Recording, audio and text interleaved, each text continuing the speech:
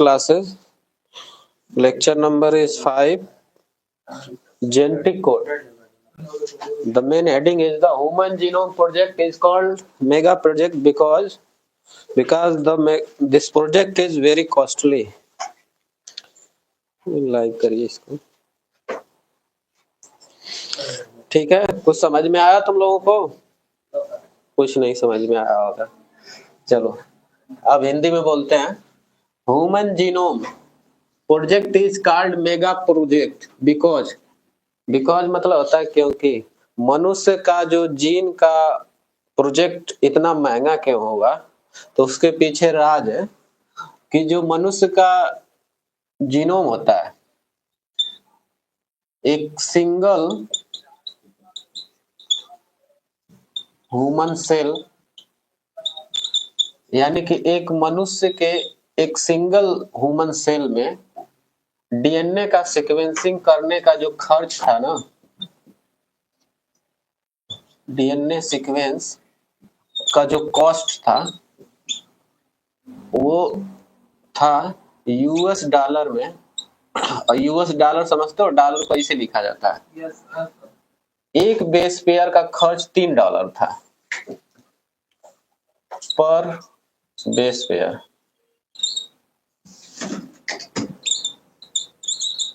पर base pair यहाँ पे शॉर्ट में ना लिखकर मैं लिख देता हूँ full form base pair of DNA,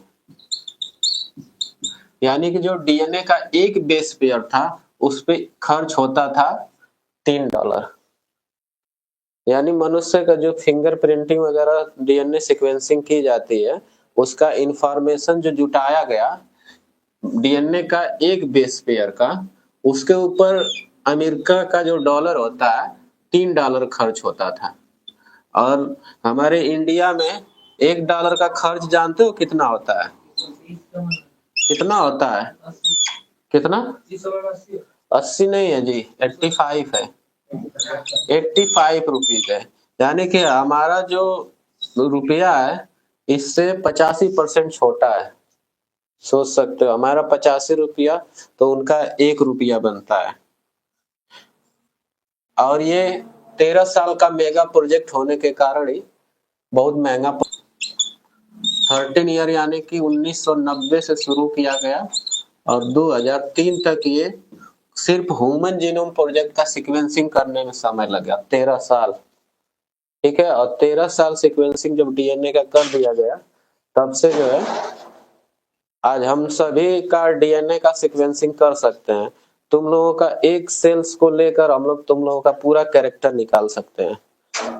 ठीक है, तुम लोगों का एक ठो हेयर मिल जाए, यानी एक ठो बाल मिल जाए, उस बाल को हम लोग सीक्वेंसिंग करके पता कर सकते हैं कि इसमें से किसका बाल था। ठीक है, यहाँ तक जो सलाइवा होता है, मुंह का जो म्यूकस होता है, अगर वो भी मिल जाए हम लोगों को, एक ड्रॉप में मिल जाए, उसका भी डीएनए सीक्वेंसिंग कर दिया जा सकता है। ठीक है, कहाँ ध्यान है तुम्हारा? अगर तुम लोग यहाँ पे कोई भी क्राइम कर देते हो तो एक बाल भी अगर हम लोगों को मिल जाता है ना, तो उसका सीक्वेंसिंग करके पता लगाया जा सकता है कि कितने लोग यहाँ थे और कितने लोग क्राइम में इन्वॉल्व थे। तो सबसे बारी बारी पूछा जाएगा कौन किसको कैसे मारा। मारने का तकनीकी भी पता चल जाएगा, पेन से मारे हो कि बात से मारे हो कि आंखों से मारे हो। ठीक है, जहर से मारे हो चाहे गैस से मारे हो। तो किससे डीएनए से पता नहीं?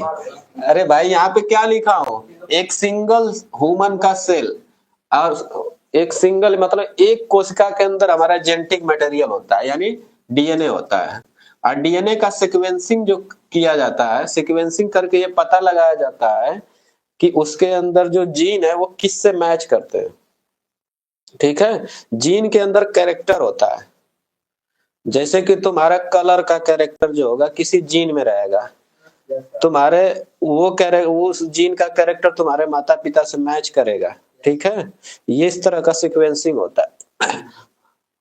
हम लोगों का जो एक्सप्रेशन होता है या हम बोल सकते हैं शक्ल का जो मिलावट होती है वो डीएनए सीक्वेंसिंग से पता चल सकता है। ठीक है, तो डीएनए सीक्वेंसिंग पे इतना खर्च होता था, यानी एक बेस पेयर डीएनए का, एक बेस पेयर में डीएनए में क्या होता है, बेस पेयर में क्या क्या पाया जाता है, पेंटोस शुगर पाया जाता है। एक बेस पेयर में पेंटोस शुगर पाया जाता है, और पेंटोस शुगर दो प्रकार का होता है, जिसे हम लोग मान लेते हैं डीएनए या तो आरएनए। और इसके अलावा और क्या था, नाइट्रोजनस बेस था और फास्फेट ग्रुप होता है। यही तीनों मिलकर क्या बनाते हैं, बेस पेयर बनाते हैं, एक बेस पेयर। डीएनए में टोटल कितना बेस पेयर हम लिखवाए थे, तुम लोगों को याद है कुछ? हाँ, डीएनए में कितने बेस पेयर होते हैं? दो होता है बस। 3 × 10⁻⁹ टोटल बेस पेयर होता है। ठीक है, तो इसको तुम लोग लिख लेना। मैं यहाँ पे इसको हिंदी में लिखवा देता हूँ, human genome project college mega project, because क्योंकि 1 नंबर करके तुम लोग लिखना है।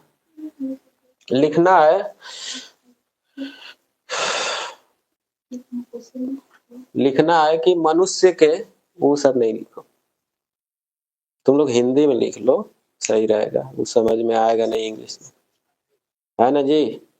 मनुष्य के एक कोशिका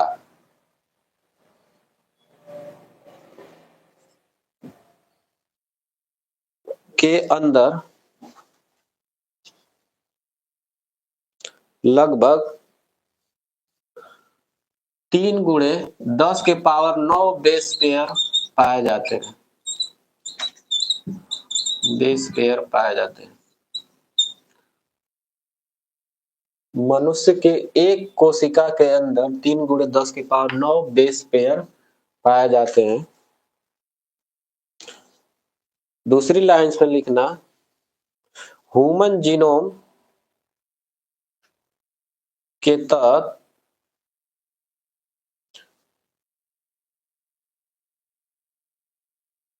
डीएनए का सीक्वेंसिंग करने में, डीएनए का सीक्वेंसिंग यहाँ पे मैं लिख दे रहा हूं, डीएनए का सीक्वेंसिंग करने में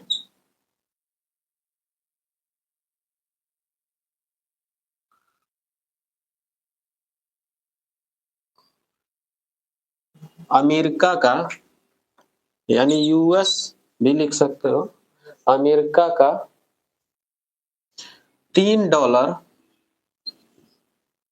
एक बेस पेयर पे खर्च होता था। $3 एक बेस पेयर पे खर्च हो जाता था।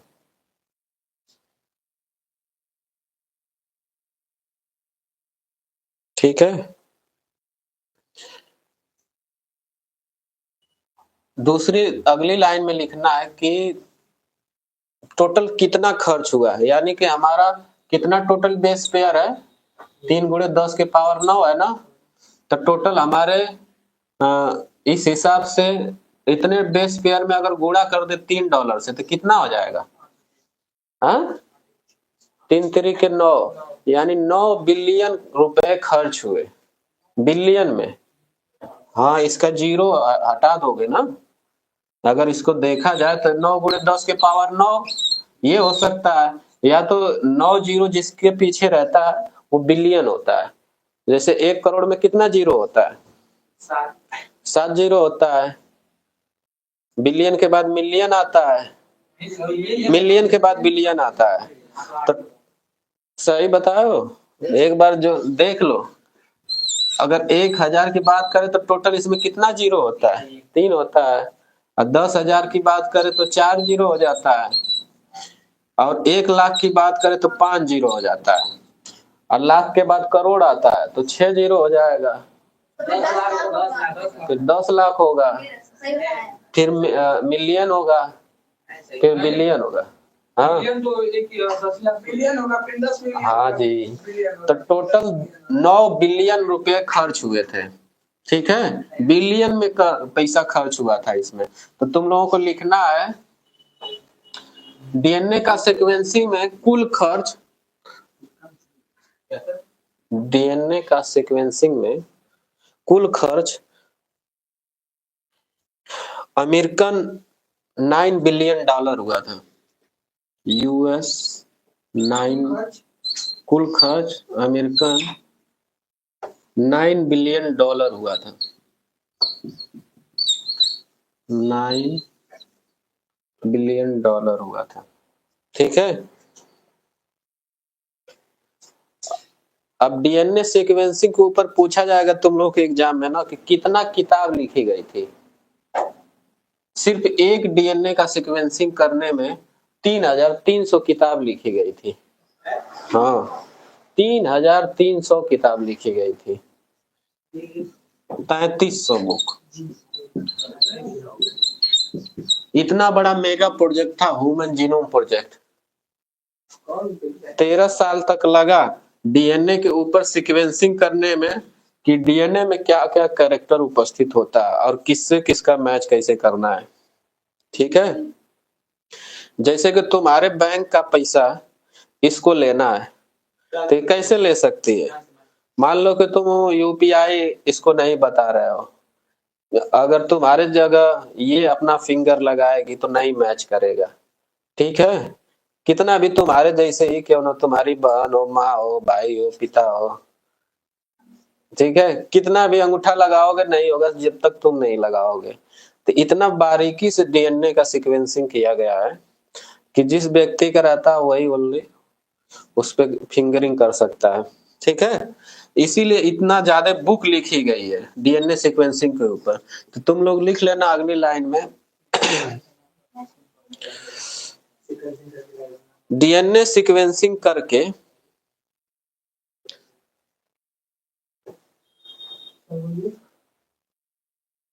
डीएनए सीक्वेंसिंग करके मनुष्य के एक सेल का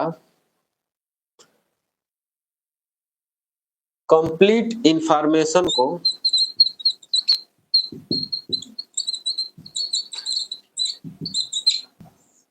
3,300 बुक में स्टोर किया गया है।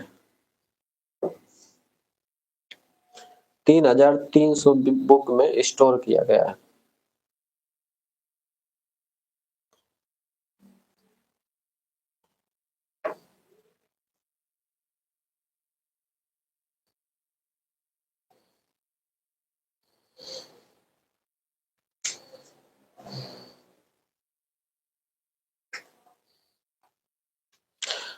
और लिख लेना एक लाइन और, इसमें जो क्या होता है ना, जो पन्ने होते हैं किताब के, एक पन्ने पे कितना वर्ड में लिखा गया डीएनए सीक्वेंसिंग के बारे में, तो 1,000 वर्ड लिखा गया है एक पन्ने पे।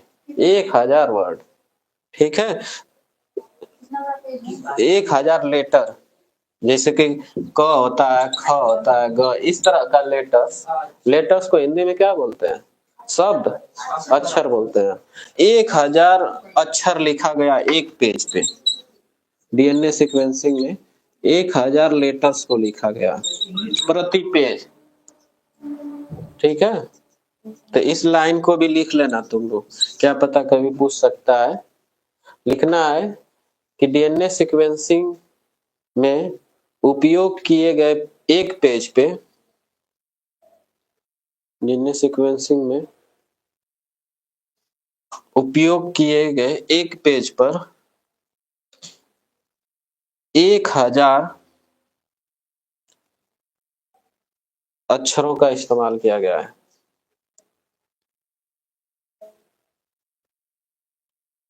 तथा प्रति बुक में 1,000 पेज भी है।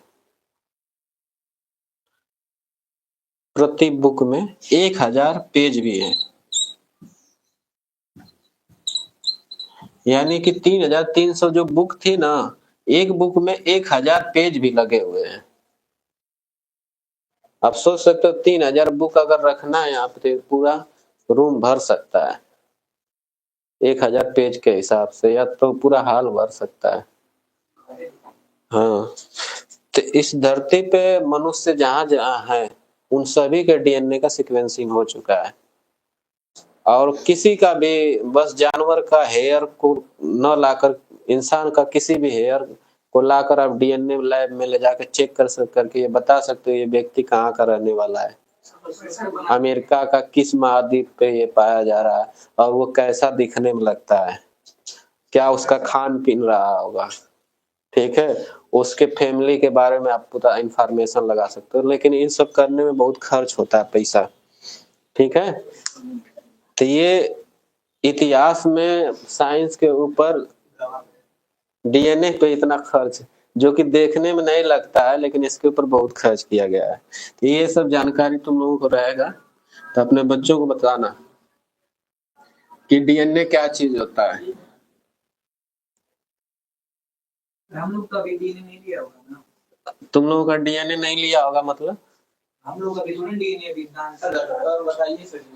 तुम्हारा जो आधार कार्ड दिए हो ना वो डीएनए सीक्वेंसिंग के द्वारा ही गया है उसमें, ठीक है। जो फिंगर लगा दिए हो तो समझ लो तुम्हारा डीएनए उसमें चला गया है, यानी सरकार के पास तुम्हारा पूरा इंफॉर्मेशन है, ठीक है, और डिजिटल तरीके से तुम्हारा स्टोर है, ठीक है। अगर मान लो यहाँ पे तुम सन्नी को मार के चले गए और जाकर केरला में छुप गए हो, ठीक है, तो यहाँ का फिंगरप्रिंट निकाला जाएगा और केरला में पुलिस जांच करेगी तुमसे मैच कराकर कि तुम्हारा है कि किसका है। मान लो कि ये पकड़ लिया गया संदिग्ध हालत में, तो कभी कभी क्या होता है ना, मैचिंग कराई जाती है। क्राइम कहीं पे होता है, मैचिंग कहीं और पे होती है, ठीक है। फिंगर को मिलाया जाता है, बात से मारने वाले भी पकड़े जाएंगे, ठीक है। हाँ, बात से मारने वाले को तो और जल्दी पकड़ाएंगे। तब हम क्या करें, ईटा तुम्हारे घर नहीं है, ठीक है, मारो, देख ही लिया जा रहा है कैसे मार रहा है भाई। हाँ,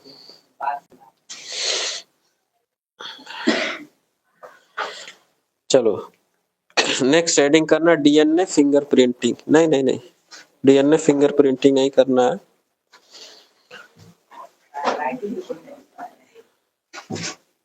बहुत डीप में लिखा गया है, फिर भी हेडिंग कर लो डीएनए फिंगरप्रिंटिंग।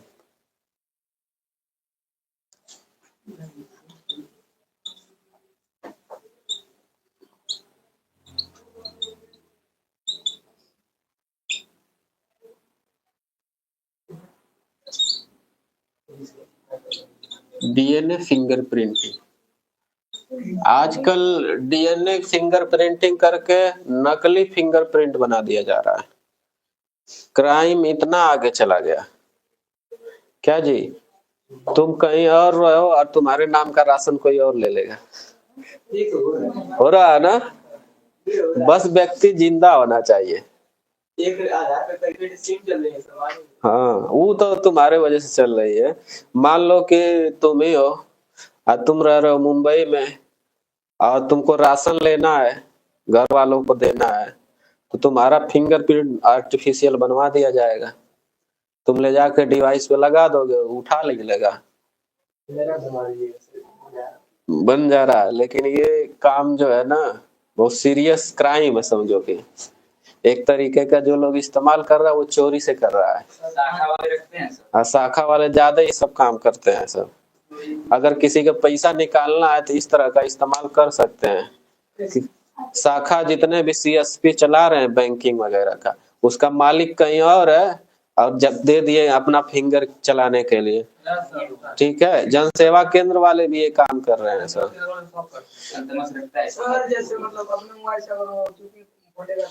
लेकिन ये बहुत गलत है। आप देखोगे वो छुपा के सब फिंगर लगाते हैं, सब दिखाएगा नहीं, यानी धोखा दे रहा है ना, गलत चीज है। क्या पता कोई व्यक्ति मर गया उसका फिंगर निकलवा ले सब और उसका पैसा लेते रहे एक तरफ से, ऐसा हो रहा है ना। आज जब पकड़ा जाएगा तो सरकार उसका पूरा ले लेगी पैसा, जितना निकाला रहेगा उससे ज्यादा ही कहीं ले लेगा। हाँ, चलो डीएनए फिंगरप्रिंटिंग के बारे में जानते हैं। डीएनए फिंगरप्रिंटिंग का बस काम है आइडेंटिफिकेशन करना, आइडेंटिफिकेशन मतलब पहचान करना होता है, किसी भी व्यक्ति का पहचान करना। अब वो पहचान कैसे होती है, तो तुम्हारा अंगूठा लगाकर हो सकता है।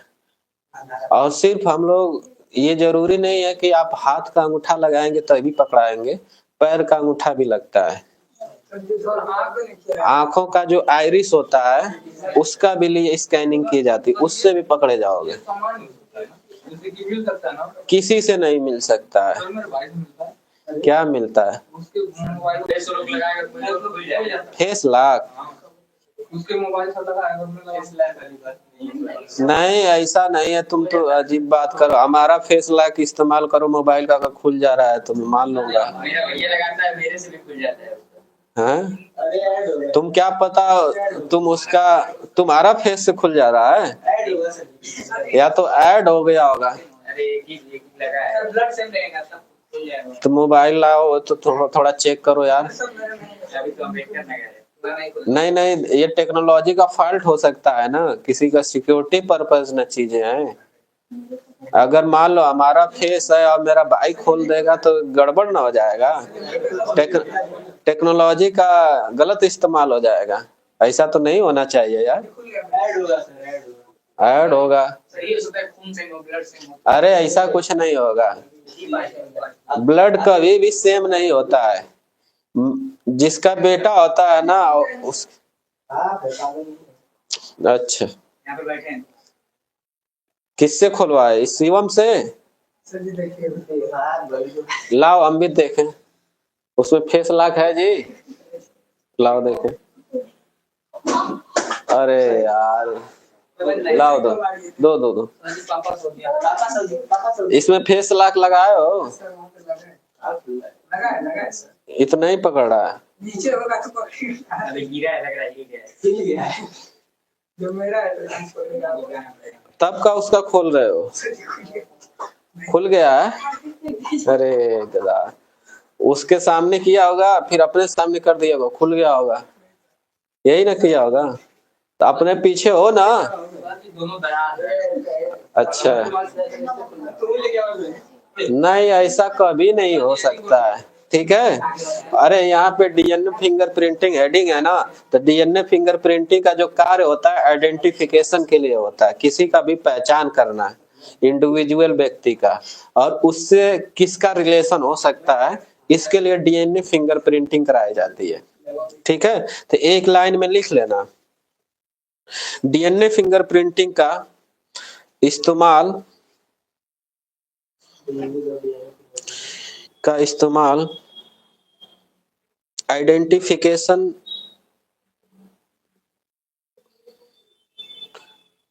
में किया जाता है। आइडेंटिफिकेशन में किया जाता है।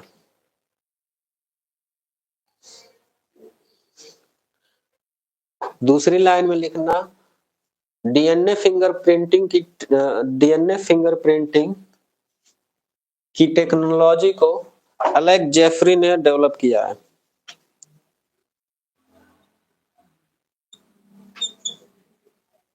अलेक्स जेफरी, ये एक ऐसा साइंटिस्ट है अलेक्स जेफरी। अलेक्स जेफरी शायद रहा होगा इंग्लैंड वगैरह का, ठीक है, जिन्होंने डीएनए फिंगरप्रिंटिंग की खोज की थी। नहीं समझ में आ रहा? अलेक्स नहीं समझ पा रहे हो? अलेक्स जेफरी, कभी कभी स्पेलिंग भले थोड़ा सा डाउन हो जाए तो तुम नाम जो बोल रहा उससे समझ के मिला लिया करो। अलेक्स जेफरी, ठीक है, अलेक्स जेफरी के द्वारा डेवलप किया गया था। नेक्स्ट लाइन लिख लेना,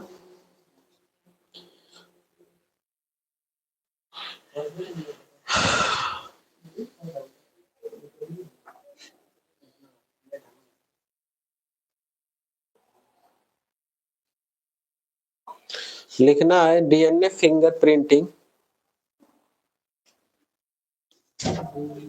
किसी विशेष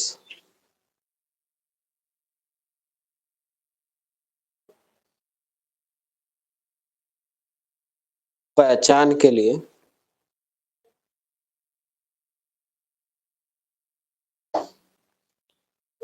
डीएनए सीक्वेंसिंग के द्वारा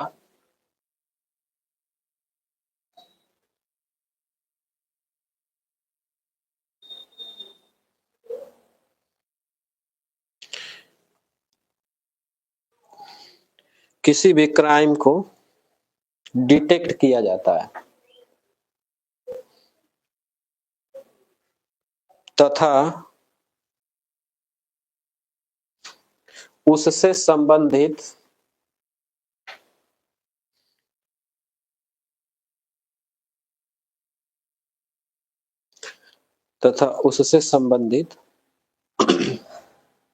कैरेक्टर को यानी लक्षण को पहचानना होता है। उससे संबंधित कैरेक्टर को पहचानना होता है।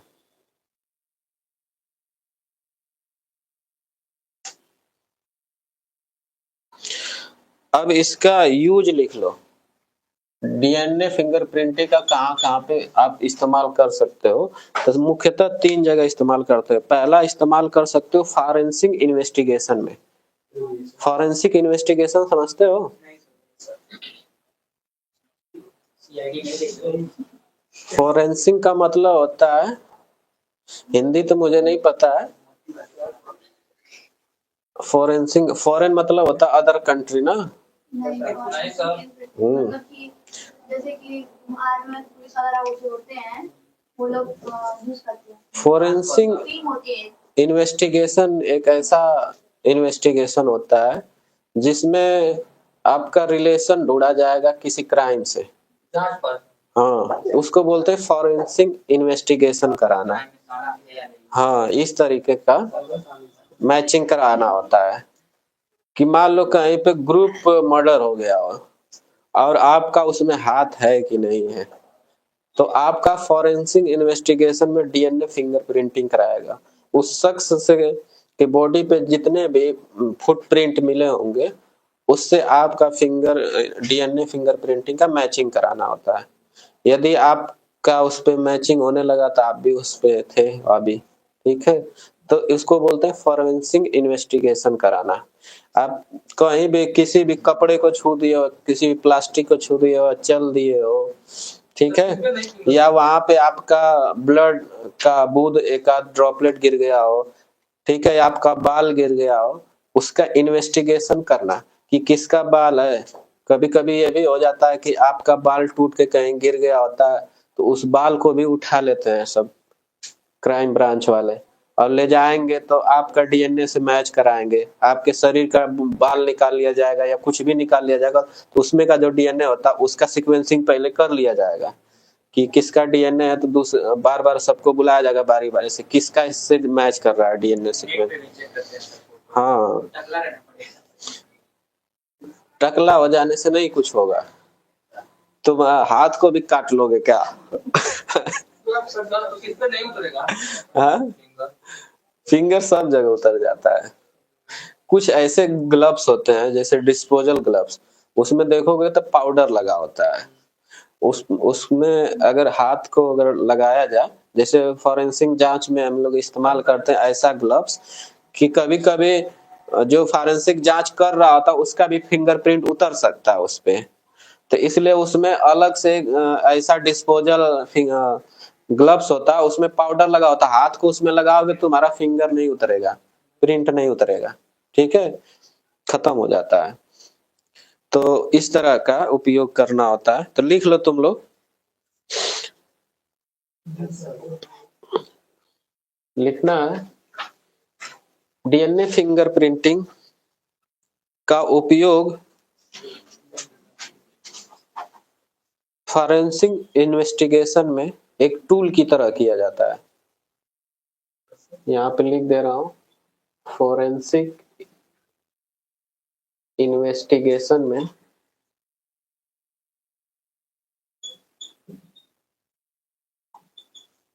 एक टूल की तरह किया जाता है। टूल यानी औजार होता है।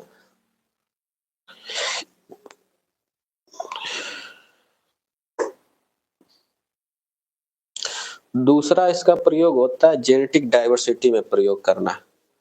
जेनेटिक डाइवर्सिटी जैसे कि हमारे उत्तर प्रदेश में नॉर्मल से लोग रहने वाले लोग होते हैं, ठीक है। डाइवर्सिटी का मतलब होता है वहां का माहौल, ठीक है। हाँ, तो डाइवर्सिटी को चेक करने के लिए भी इसका प्रयोग किया जाता है। जैसे कि नेपाल के लोग कुछ एक अलग डाइवर्सिटी के हैं, यूपी का अलग डाइवर्सिटी है माहौल, बिहार का अलग है डाइवर्सिटी, ठीक है। तो इसमें हम लोग जिस तरह का मौसम रहता है वहां का, उस डाइवर्सिटी में हम लोग का शरीर भी उसी की तरह काम करने लगता है। जैसे हम लोगों का यहाँ ठंडी का रीजन है ना, मतलब ठंडी का समय है, तो हम लोगों का शरीर इसमें ढल गई है। अब आज का जैसा टेम्परेचर है, अगर इससे कल बुरा भी रहेगा तब भी हम लोग सरवाइव कर सकते हैं, ठीक है। इस तरह का जिस तरह का डाइवर्सिटी होता है वहां पे उस तरीके से आप ढल जाना। तो डाइवर्सिटी में डीएनए को भी सीक्वेंसिंग करके हम पता कर सकते हैं कि ये किस डाइवर्सिटी का व्यक्ति है, ठीक है, जेनेटिक इंफॉर्मेशन द्वारा। जैसे अफ्रीकन लोगों का अगर डीएनए मिल जाएगा तो उसको चेक किया जाएगा डीएनए, तो उसका डीएनए वहां पे मैच करेगा जहां पे लोग गर्म जगहों पे रहते हैं, ठीक है। जेनेटिक इंफॉर्मेशन मिलता है। तो लिख लेना, DNA fingerprinting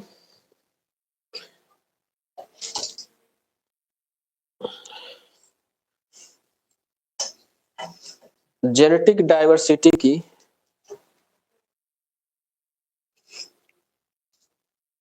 determination, genetic diversity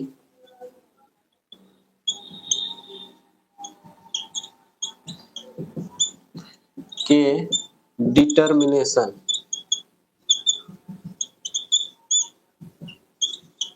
determination comma study of evolution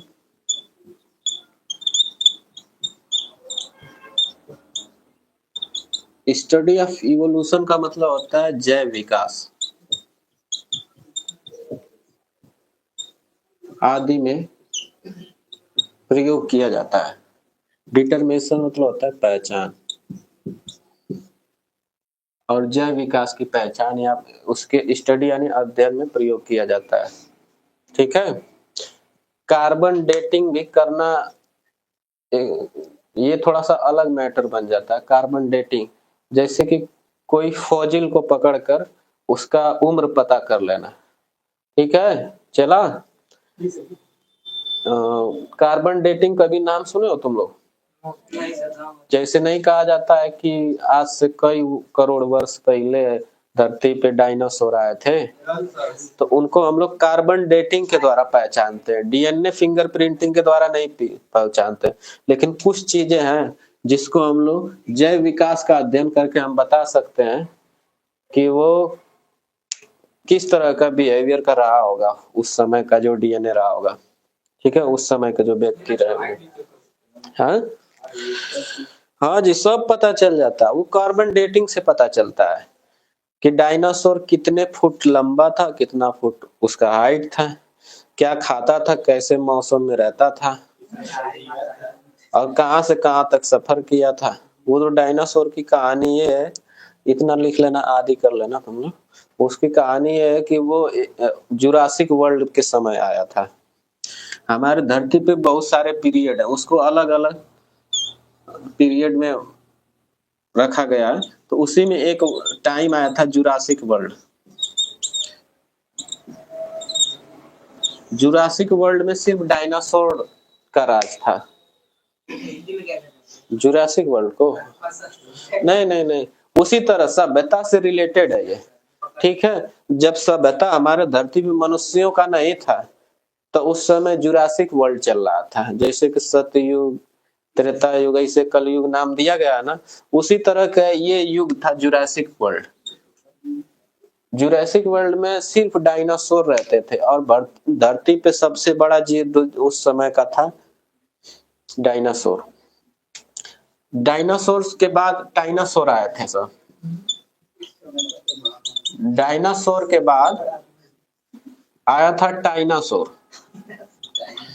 उसका बड़ा भाई था क्या? डायनासोर इसके बाद आया था डायनासोर। ये सब मांसाहारी थे सब और ये शाकाहारी थे। तुम लोग एक मूवी देखोगे डायनासोर की तरह दिखने वाला एनिमल, ऐसा एकदम लंबा गर्दन था और इधर पैर हाथ रहते थे। लंबा नहीं था, लंबी पूंछी ये सब ऊपर पर खाता था क्या? ऐसे लंबा ये डायनासोर है। पहले के पेड़ से लंबे। जिराफ जिराफ तो इस समय का है चला, जुरासिक वर्ल्ड के समय नहीं आया था वो। इस समय धरती का सबसे बड़ा जीव जानते हो कौन सा है? बताओ। हाथी।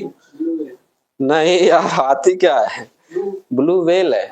ठीक है, वो तो 10 हाथियों के बराबर है, समझो एक व्हेल। ठीक है, तो इस समय धरती पे अगर कोई है जीव तो मैमल्स में स्तनधारी है वो भी व्हेल्स। एक बच्चे का जन्म देता है, उस दूध पिलाता है। ऐसी मछली नहीं है एक्चुअल में। कौन सा? व्हेल, ब्लू व्हेल, वो मछली में नहीं गिनी जाती, स्तनधारी प्राणी में गिनी जाती है। वो सब कुछ है, ओमनिवोरस है। अरे पानी में रहने वाला वो मछलियों, बड़ी बड़ी मछलियों को खा जाते हैं सब। एक तरीके से देखा जाए तो वो सर्वाहारी ही है, पानी को भी खा लेगा और कुछ खाने को दोगे व्हेल मछली को सब्जी उब्जी तो वो भी खा लेगा वो। ठीक है, इंसान को भी निगल सकता है, लेकिन उसका जो यहाँ पे गलेट होता है जब खाना निगला जाता है वो बहुत छोटा होता है। उसका मुंह तो बहुत बड़ा होता है, जहाँ से निगला जाता है वो बहुत छोटा होता है। कभी तो आज तक इंसान बहुत रेयर केस में उसके पेट में गए होंगे सर, वो गर्दन में ही फंस जाते हैं लोग, निकल जाते हैं सर। हाँ कुछ पतले होंगे, मान लो कि अमित की तरह। अरे ये लगा हुआ है ना, इसका लाइट भी कम हो गया है, इसको जलाओ यार। ठीक है, तो जो पतला इंसान होता है वो चला गया था व्हेल मछली के पेट में, और कुछ तो ऐसे डाइवर्स हैं उसके पेट में जाने के बाद भी निकल आए हैं सब बाहर। हाँ जी, अब व्हेल मछली कभी इंसानों को अटैक नहीं करती है। नहीं नहीं, वो तो डॉल्फिन है, लेकिन वो कभी अटैक नहीं करती है जल्दी। फ्रेंडली रिक्वायरमेंट बनाती है। हाँ, उसी तरह शेर और टाइगर यानी चीता इंसानों पे भी उतना ज्यादा अटैक नहीं करते हैं सब जल्दी। जानते हैं सब, एक बड़ा वाला। हाँ, हाथी भी जल्दी अटैक नहीं करता है इंसानों पे। क्रोकोडाइल्स, हम लोग बड़े लगते हैं, बड़े लोग। उसकी आंखें छोटी होती, तो जिसकी आंख जितना छोटी उसके सामने उतना ही बड़ी वस्तु दिखेगी। अपनी आंख को तुम छोटा करो और छोटे से चीज तुमको बड़ा दिखाई देगा।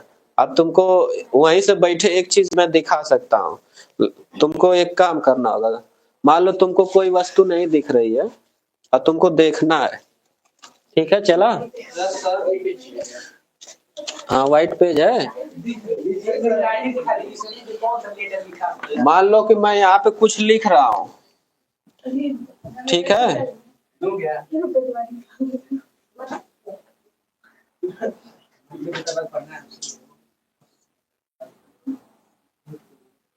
यहाँ पे मैं कुछ लिखा हूँ, इसके बीच में तुमको वहां से दिख रहा है? नहीं, गलत जवाब। देखो इसमें कुछ क्या लिखा है, मैं 3 चीज लिखा हूँ, नाम लिखने और 12 और नीचे क्या लिखा वो नहीं समझ में आ रहा है, लेकिन मैं तुम लोगों को एक चीज यहाँ से बता दूंगा, समझे, उसका इस्तेमाल मत कर। अगर तुमको चीजें नहीं क्लियर हो रही हैं तो दूरबीन में बना के दे रहा हूँ एकदम। जितना अपने ये इस चीज को सिद्ध करता है कि अपनी आंख को जितना छोटा करोगे वस्तु इतना ही बड़ी दिखेगी। ठीक है, तो इसके अंदर से तुम देख सकते हो, सिर्फ निशाना इस पे लगाना, इस पे तुमको सब समझ में आ जाएगा क्या लिखा हूं, दे दो उसको। हाँ, एक आंख से देखो, सिर्फ यहाँ पे निशाना इस गोले में लगाना, तुमको एकदम साफ साफ दिखेगा क्या ये लिखा हुआ है ऊपर।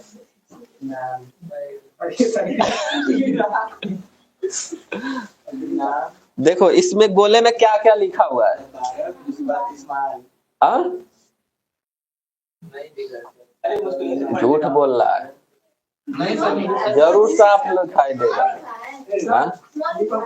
मन की आंख से देखो, मन की आंख से देखो। आंख से देखो, एकदम छोटी आंख करके देखो, इस गोले में एकदम साफ दिखेगा क्या लिखा हुआ है। वही है ना? सब थोड़ा ये देखो नाम है और एक है, दो है, स्मॉल है। आंख को छोटा किए होगे जरूर, ये बात उसे लेकिन चलो उस तरीके से तुमको खोल कर आंख नहीं साफ दिख रहा होगा, लेकिन उसमें देखो एकदम पूरा समझ में आएगा। मेरे साथ जाता है तो नहीं तो कहता है बल्लर सही है। हाँ? थोड़ा सा तुमको खोल लो यार, तुम वीडियो बना रहे हो। अरे एकदम इसी में देखो आकाश, केनिया से दे दो यार, केनिया देखो उससे शादी की बात नहीं सही। जरूर दिखेगा। तुम झूठ बोल रहे हो। लो सर जी जना रहा है, झूठ बोल कर क्या करेंगे? आज इसका देखेंगे सर। ठीक है। अरे हमको तो एकदम साफ दिख रहा है यार, इससे लगाने पर और साफ दिख रहा है, बड़ा दिख रहा है। क्या बोला हूँ, मेरे साथ रात में जाता है ना, हाँ। कैसे भी मैं साइकिल चलाता हूँ। चलो इतना घुसा के रखे। तो ये दो चीज याद रखना तुम लोग, फॉरेंसिक इन्वेस्टिगेशन में और जेनेटिक डाइवर्सिटी के डिटर्मिनेशन और स्टडी में इसका प्रयोग किया जाता है। ये टॉपिक यहीं पे एंड हो जाती है, और नेक्स्ट टॉपिक मैं कल पढ़ाऊंगा, बहुत इंटरेस्टिंग टॉपिक है, उसका नाम है इवोल्यूशन। इवोल्यूशन जिसको बोलते हैं जैव विकास। ये कल की टॉपिक रहेगी प्रांजलि, ठीक है? जैव विकास। ये जो आपका टॉपिक नंबर 7 रहेगा, शायद ये 6 था ना जी, ये 7 है। टॉपिक नंबर 7 सिर्फ इवोल्यूशन। इतना इंटरेस्टिंग ये टॉपिक है कि कहानी की तरह एकदम याद होगा। हाँ, कहानी की तरह याद होगा। इसके बारे में यही मैं तुम थोड़ा सा जिक्र करके ये तुम लोगों का क्यूरियोसिटी बता सकता हूँ। इस पे ये है कि जीवन का उत्पत्ति कब हुआ। हाँ, इस धरती पे सबसे पहले कौन आए लोग, कौन सा जीव सबसे पहले आया, फिर अमीबा, ठीक है? किसने बताया था कि जीवन की उत्पत्ति कहाँ से होती है? जल से ना। किसने बताया था ये पता है? थेल्स ने बताया था। थेल्स, ठीक है? फिर उसके बाद इस पे बताया गया ना कि जीवन की उत्पत्ति के बाद इंसान जब आया ना, तो इंसान कैसे बताया कि जीवन की उत्पत्ति हुई? तो सबसे पहली थ्योरी आती है कि life is created by God. सबसे पहली थ्योरी आती है कि इस धरती पे जो जीवन की उत्पत्ति हुई ना, वो भगवान के द्वारा हुई। ठीक है? तो सबसे पहली थ्योरी है इंसानों द्वारा आती है। फिर उसके बाद एक थ्योरी आई कि ऑटोमेटिक इस धरती पे जीवन की उत्पत्ति होने लगी। फिर एक ऐसी थ्योरी आई जिसमें ये कहा गया इस धरती पे सबसे पहले निर्जीव आए, वो फिर बाद में सजीव बन गए। ठीक है? फिर एक ऐसी थ्योरी आती है, हर धर्म का अलग अलग अपना अपना थ्योरी आ रहा है। क्रिश्चियन कुछ और बता रहा है, हिंदू कुछ और तरीके से बता रहा है, मुस्लिम कुछ और तरीके से। इस टॉपिक साइंटिस्ट लास्ट में आप बताते हैं, तुम प्रूफ के साथ बताते हैं। तो मैं तुम लोगों को इसी टॉपिक में बताऊंगा कि इस, ठीक है? नहीं, सबका थ्योरी याद रखो। नहीं अभी इसको